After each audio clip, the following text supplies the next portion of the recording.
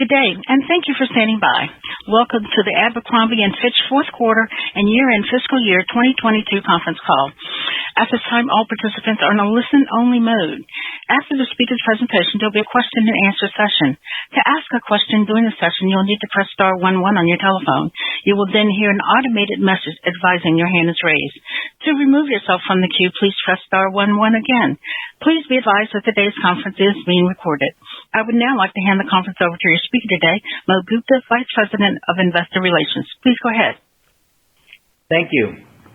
Good morning and welcome to our first quarter 2023 earnings call. Joining me today on the call are Fran Horowitz, Chief Executive Officer, and Scott Lipesky, Chief Financial Officer and Chief Operating Officer. Earlier this morning, we issued our first quarter earnings release, which is available on our website at corporate.abercrombie.com under the Investors section. Also available on our website is an investor presentation. Keep in mind that we will make certain forward-looking statements on the call. These statements are subject to the safe harbor provisions of the Private Securities Litigation Reform Act of 1995 and are subject to risks and uncertainties that could cause actual results to differ materially from the expectations and assumptions we mentioned today. These factors and uncertainties are discussed in our reports and filings with the Securities and Exchange Commission. In addition, we will be referring to certain non-GAAP financial measures during the call. Additional details and reconciliations of GAAP to adjusted non-GAAP financial measures are included in the release and investor presentation issued earlier this morning. Finally, references to Abercrombie brands includes our Abercrombie and Fitch and Abercrombie Kids brands, and references to Hollister brands include our Hollister, Gilly Hicks, and Social Tourist brands. With that, I will turn the call over to Fran. Good morning, and thank you for joining us today to walk through our first quarter results. I'm excited to share that we surpassed expectations on both the top and bottom lines despite a challenging macro environment. Total company sales grew 3%, led by a historic performance in Abercrombie brands where we were up 14% to last year. As we've discussed, top-line growth is one of our top priorities, and I'm proud of how our teams continue to deliver incredible product and brand experiences for our customers. Additionally, our work over the last year to reduce freight costs paid off this quarter, with 570 basis points of gross profit rate improvement year over year, driving a 4.1% operating margin compared to a loss last year. Looking forward, we are increasing our outlook for the full year based on a combination of our first quarter results and second quarter expectations. We're also showing our product flexibility with inventory down 20% to last year, with high confidence that we can support demand through the return of chase capabilities. And although it's early in the year, 2023 is off to a great start. We remain focused on managing the business prudently to deliver the balance of the year while appropriately investing to position ourselves for long-term profitable growth. Sharing more on Abercrombie brand's successful first quarter, total brand sales were $436 million, accounting for 52% of total company sales, up 14% on top of 13% growth in the first quarter last year. This is truly the most powerful brand transformation that I've seen in my career. By listening to our customers and putting them at the center of everything we do, we are delivering product, voice, and experience that are tightly aligned and continue to resonate. Being able to deliver consistent growth quarter after quarter underlines the enormous potential we have within Abercrombie brands. It's even more special to see how we're growing Abercrombie, showing strength of our customer connection. Sales improvement in the quarter was balanced across genders, channels, and geographies. As we've discussed previously, the women's business led our turnaround and continues its strong trend with its 11th consecutive quarter of double-digit increases. More recently, we've seen the men's business turn on, delivering its third consecutive quarter of growth. Across genders, AUR was up nicely, representing the highest level since 2005 and meaningfully contributing to our overall gross profit rate improvement. AUR is now up significantly from pre-pandemic levels, which is a clear measure of the inherent value and relevance customers see in our assortment. At this point in the journey, Abercrombie has an established rhythm. We're finding, winning, and retaining customers digitally through a genuine brand voice, supported by a seamless experience in our stores, our app, and the web. On digital engagement, our team has leveraged social media platforms to showcase our lifestyle offering, where we are able to highlight key must-win products for us in an authentic way. Social has proven to be a great channel for our target millennial customer. Further, we're extending the assortment with new styles and collections like Best Dressed Guest from YPB to outfit them for professional, active, or casual environments, keeping them coming back to find something new. We are energized about the results in Abercrombie, and we are aiming to reach new heights this year. We feel great about how the brand is positioned, and we are chasing inventory to support growth. Moving on to Hollister brands. Later in Q2, we'll hit the one-year mark since we saw teen apparel demand shift significantly downward. While first quarter sales were not where we need them to be, the Hollister assortment evolution is on track, heading towards back to school with a fresh, more balanced perspective. As we've talked about the last couple quarters, these changes are informed by the comprehensive work the team has undertaken to know our team. We're testing and collecting feedback as we evolve the product piece by piece, and we'll have fully addressed the assortment as we enter the second half of the year. Hollister's first quarter sales decline of 7% was consistent with internal expectations. We focused on managing the overall health of the business in terms of gross profit rate and inventory, and we surpassed internal expectations on both fronts. Hollister was able to expand gross profit rate nicely compared to last year on the combination of lower freight and higher AUR, as tightly managed inventory allowed us to be more selective with promotions. In fact, Hollister inventory was down more than the total company level of 20%, which puts the brand in an excellent position to leverage chase and invest in winning categories as we move through the summer and back-to-school seasons. Our Q1 results in Hollister show our focus on running a healthy business in a challenging teen market as we lay the foundation for growth. I'm excited to see what this team can produce in the second quarter and look forward to sharing Hollister's progress through the year. We'll share our consolidated financial outlook for the business in a few minutes, but I'd like to offer some context on how we are thinking about the remainder of 2023, as well as how we'll deliver on our long-term aspirations. As you may recall, one of the three pillars of our 2025 Always Forward plan, which we introduced last year at our Investor Day, is focused brand growth. We remain committed to delivering on this ambition despite macroeconomic uncertainty by leveraging our playbook and a transformed operating model. Our other two strategic pillars help support the growth ambition. The digital revolution ensures we stay closer to our customer as digital touches every aspect of their lives, including how they shop. The third pillar, financial discipline, keeps us on a profitable path as we invest for the long term. With our playbook and our Always Forward plan, we believe we have the tools in place, including the ability to chase inventory, to show up for our customers whenever, wherever, and however they want to engage with us. To be clear, our focus at this phase of our journey is to grow the business as a whole by building and maintaining strong, long-lasting customer relationships. With Abercrombie brands, we are further along and expect to use momentum we're seeing to push both customer acquisition and retention. In Hollister, we're applying customer insights and continue to focus on evolving the assortment and brand positioning. While it's early in 2023, our team's strong first quarter execution against a challenging macro backdrop gives us cautious optimism as we look to the second quarter and beyond. We will navigate this dynamic environment as we have in the past to drive progress towards our long-term vision. Before we turn to our financial review, I would like to recognize Scott for his incredible efforts helping ANF Co. transform and set our sights on growth. Congratulations, Scott, on becoming our Chief Operating Officer in addition to your role as CFO. I'm excited to have Scott take a broader leadership position, overseeing key operational areas like supply chain and store operations to help drive connectivity and key investments to support our broader growth ambition. I'll turn it over to him now to provide some more color on the quarter, all things financial discipline. Thanks, Fran, and good morning. I'll hit on a few highlights before we open it up for questions. Also, with the COVID-related store closures essentially out of the base, we will once again provide comparable sales metrics. Now on to Q1 results.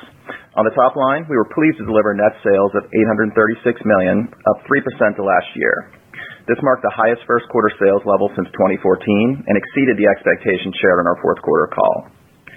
Sales were negatively impacted by 110 basis points, or $9 million, due to changes in foreign currency. Total company comp sales for the quarter were up 3%.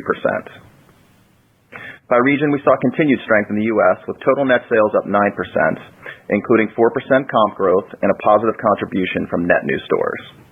Our international business declined 12% in total, but was flat on a comp basis. The spread between total sales and comps was driven by lower wholesale revenues and year-over-year adverse impacts from changes in foreign currency.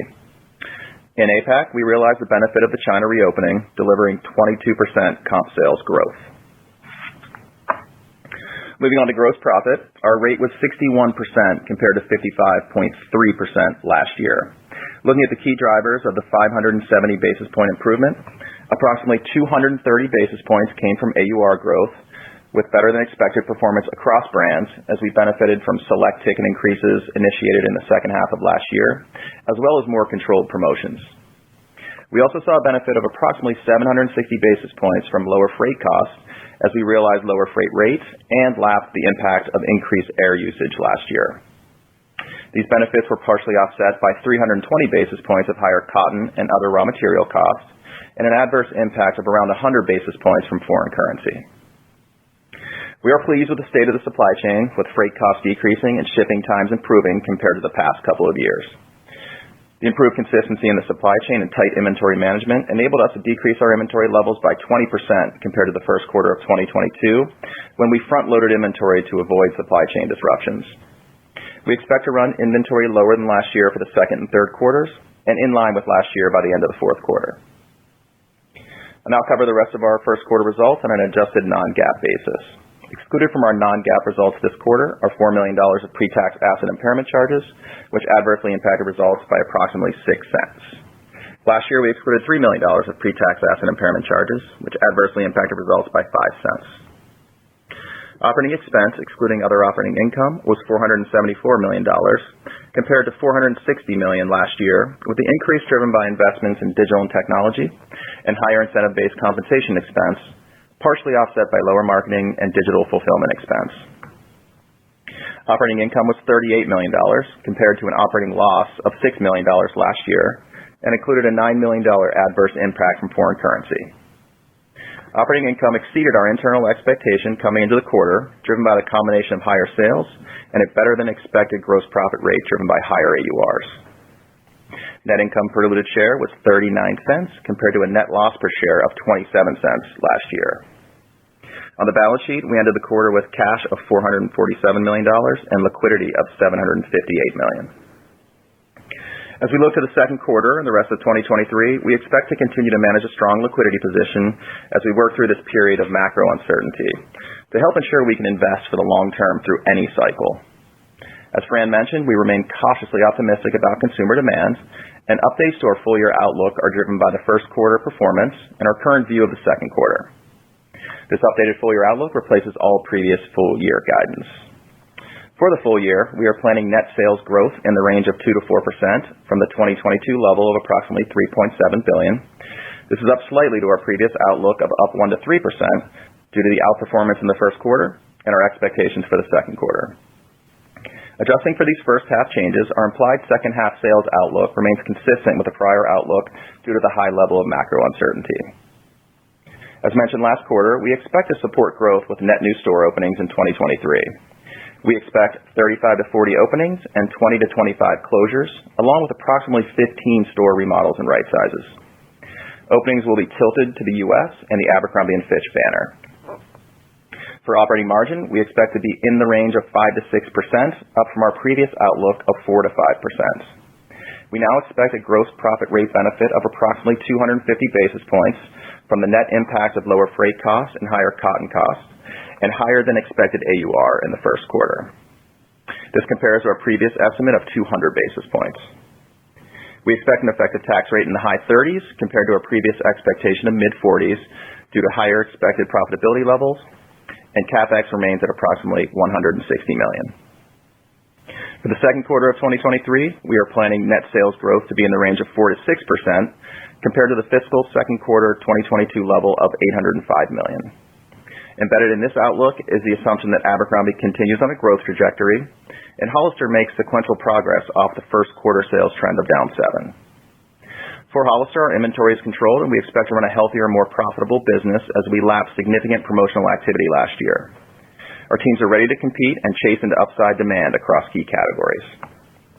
For operating margin, we expect a range of 2 to 3% compared to approximately break even last year with the year-over-year improvement driven by a higher gross profit rate due to a net benefit from lower freight and higher cotton costs.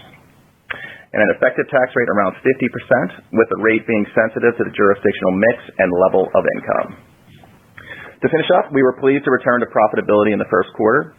We are managing our inventory tightly and believe our brands are in a flexible position to chase potential demand in the months to come. Behind the scenes, we look forward to making another quarter of progress against strategic investment plans in digital technology and stores. And with that, operator, we are ready for questions. Thank you. As a reminder, to ask a question, you'll need to press star 11 on your telephone. To withdraw your question, please press star 11 again. Please wait for your name to be announced.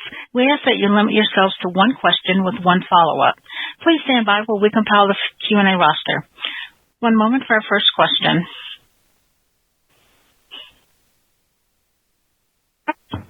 On the line of Dana Telsey with Telsey Advisory Group, your line is now open. Hi, guys. Congratulations on the nice progress. And, Scott, congratulations on the elevated role. Can you talk a little about Hollister, Fran, what you're seeing there, and how you think about it for the back half of the year and the cadence there? And, Scott, can you talk about any of the under-the-hood puts and takes on gross margin, particularly in reference to the promotional environment? Thank you. Thanks, Dana. Yeah, so Hollister met our internal expectations for Q1.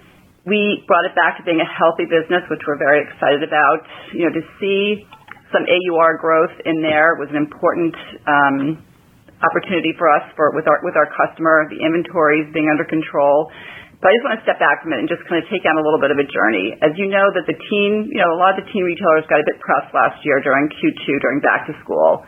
Our team has been hard at work. They have been very focused on evolving their assortments, getting close to that customer, working on their assortment architecture, and I'm really proud of the progress that they've made. We're seeing some nice green shoots in the business. The shift, a little bit out of denim into some non-denim bottoms is working. The cargo trend continues. Our dress business in girls is really terrific. So some exciting things, and I'm looking forward to what they can deliver for back to school.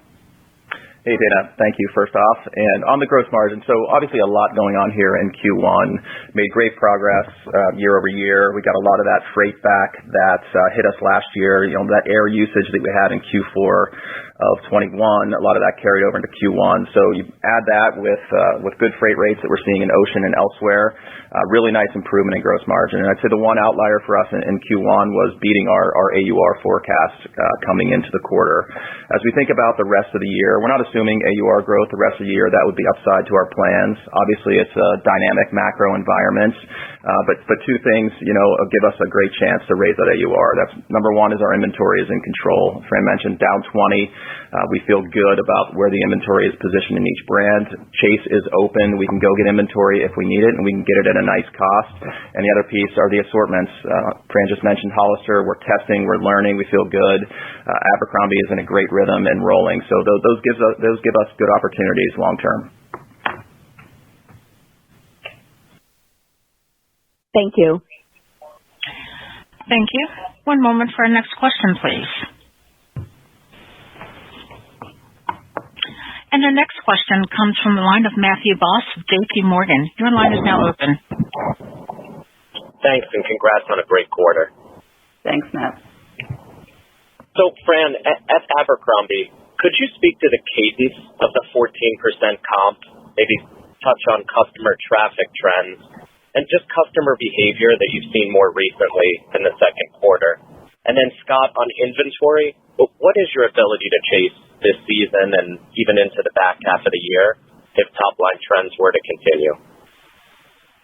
Hey, Matt, good morning. Yes, super exciting news to deliver for Abercrombie brands. I mean, to pick up to your point, 14% on top of last year's 13% is really a nice indicator about how much the consumer is just loving our brand.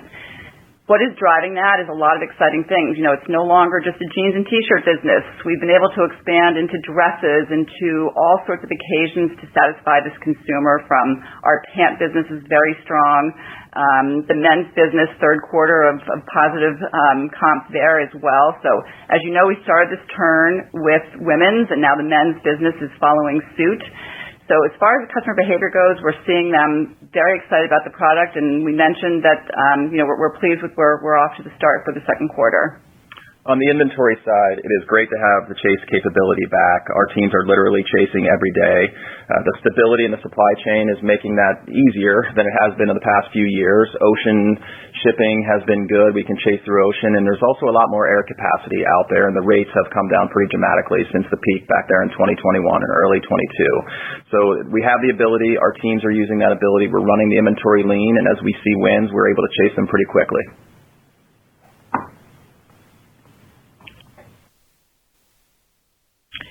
Thank you. One moment for our next question, please.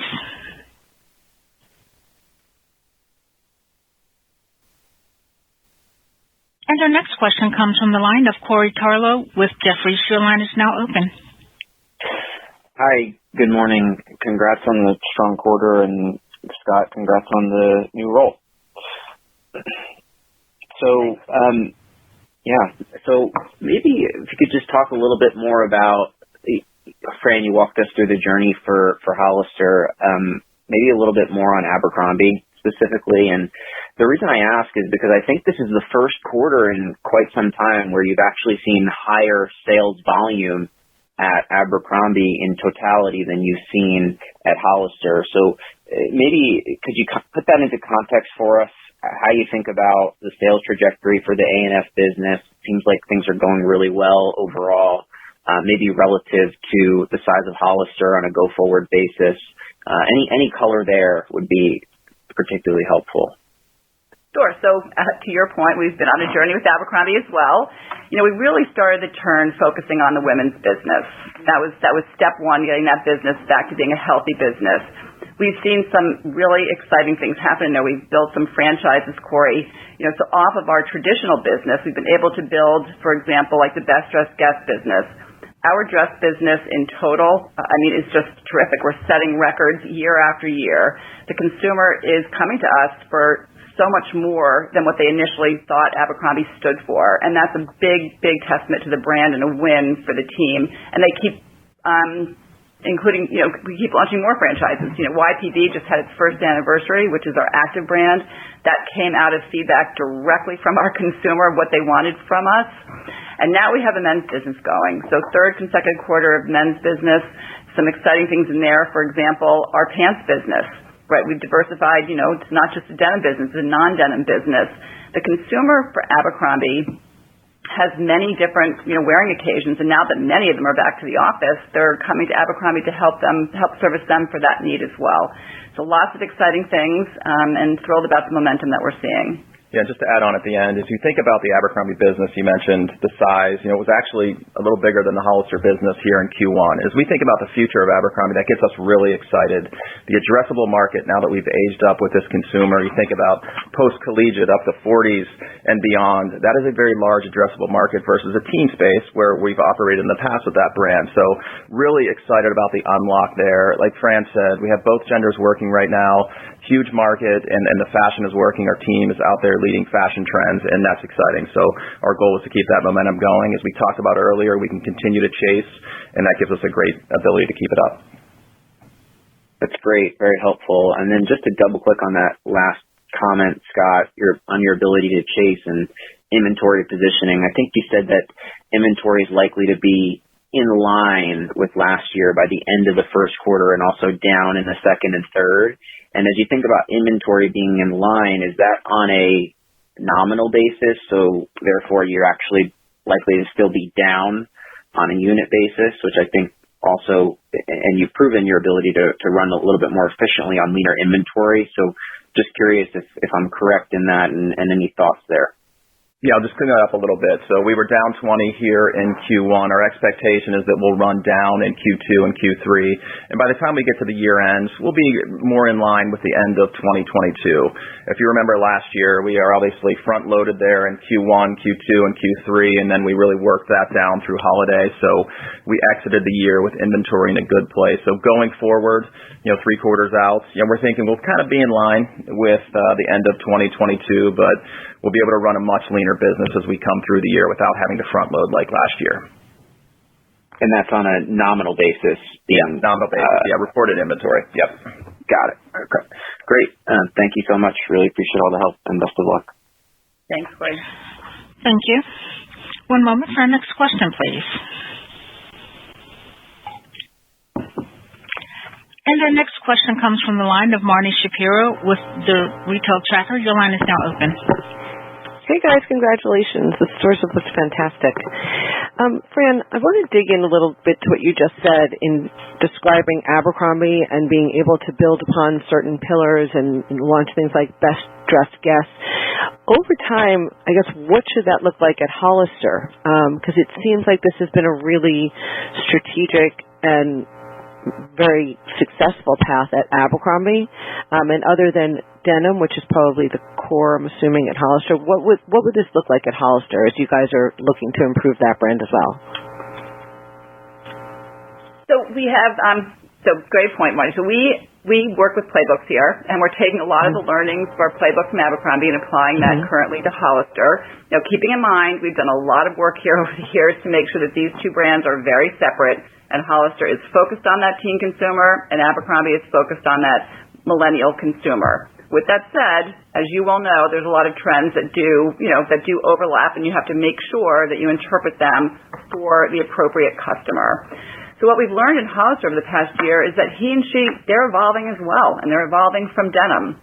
Denim is important. It remains important. There's some exciting things happening in denim, which is, it's getting a little bit more cleaned up, and the wider legs are still important in the high rises.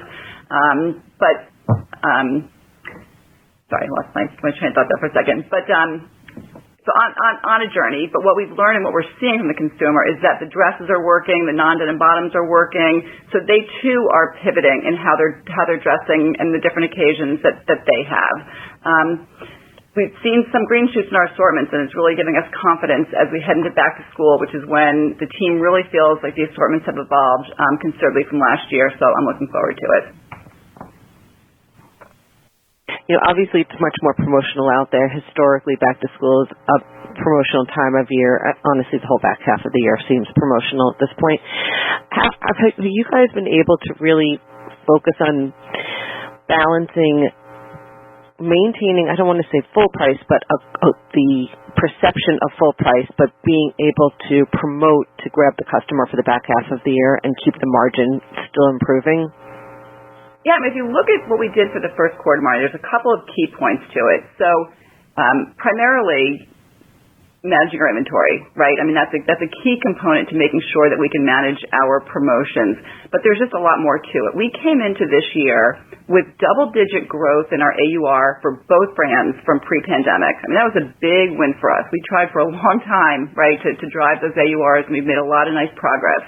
And we set our goal this year on maintaining those as we went through 2023, and yet we beat them for Q1, and that was in both brands.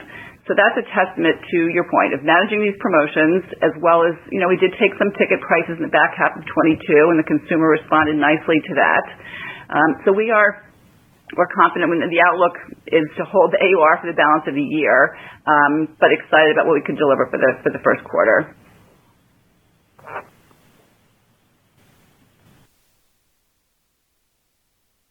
Operator, I think we're ready for our next question. Our next question comes from Paul Lewis with Citi. Your line is now open. Hi, this is Kelly on for Paul. Thanks for taking our question. So the 2Q sales guidance, it looks like you're looking for an acceleration versus the first quarter, which is different than what we're hearing from a lot of other retailers and citing some consumer weakness out there. So could you talk about what's driving that? Maybe any color on the 2Q quarter-to-date comp trends by banner and geography? Thank you.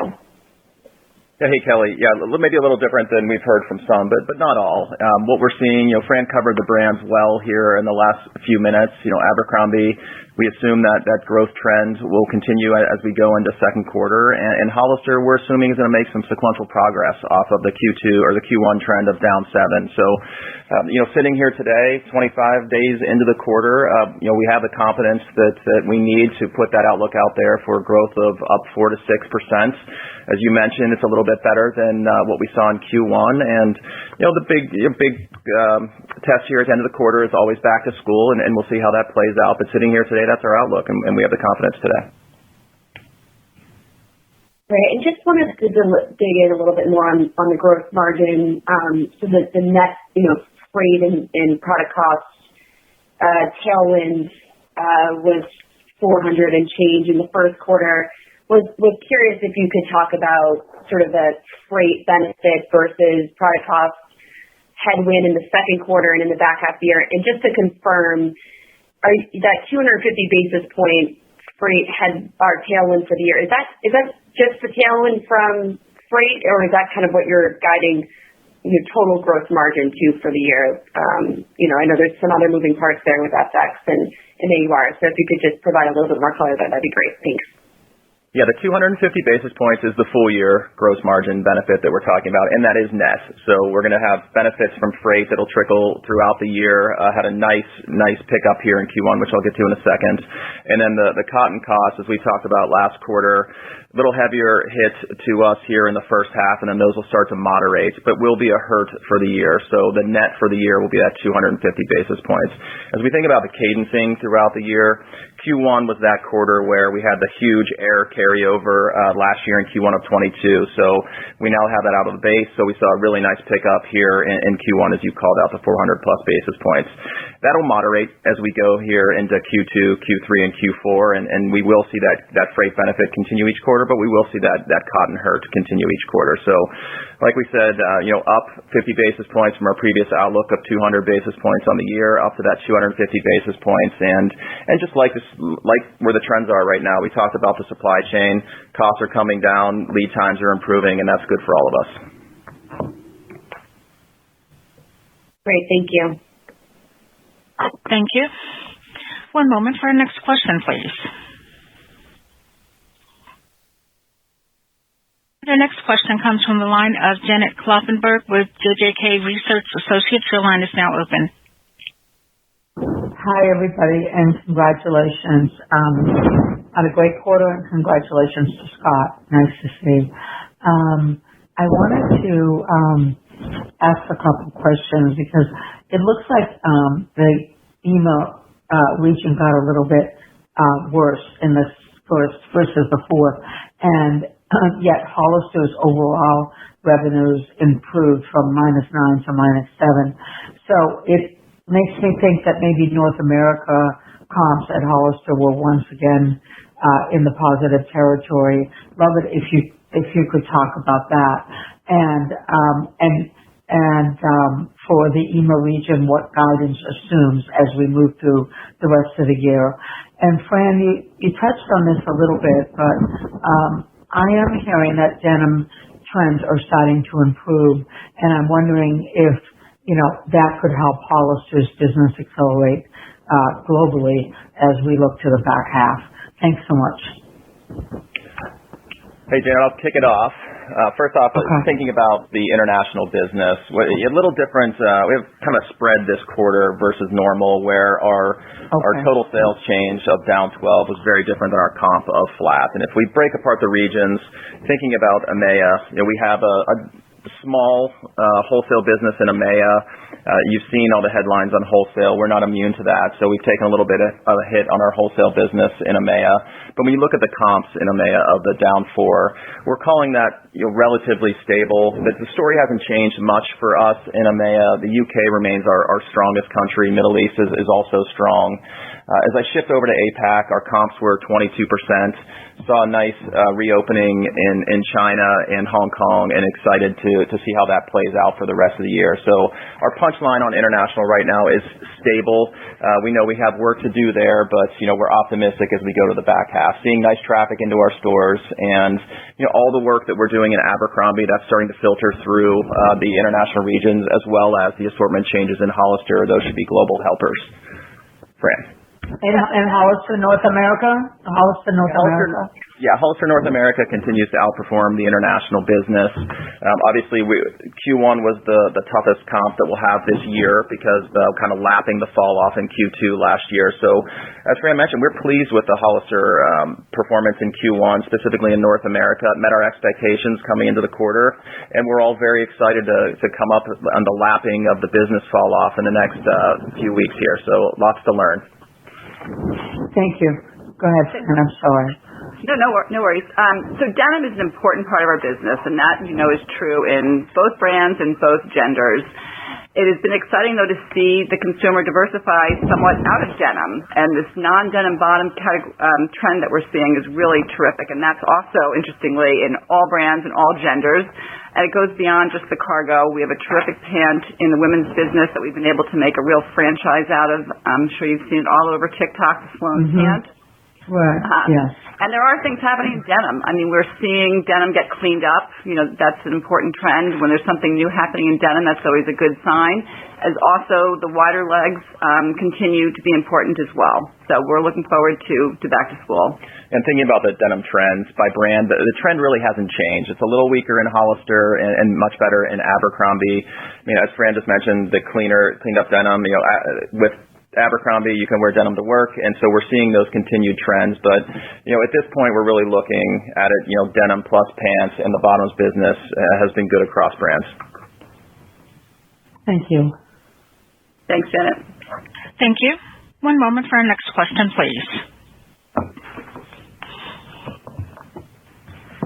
And our next question comes from the line of Mauricio Serna with UBS. Your line is now open.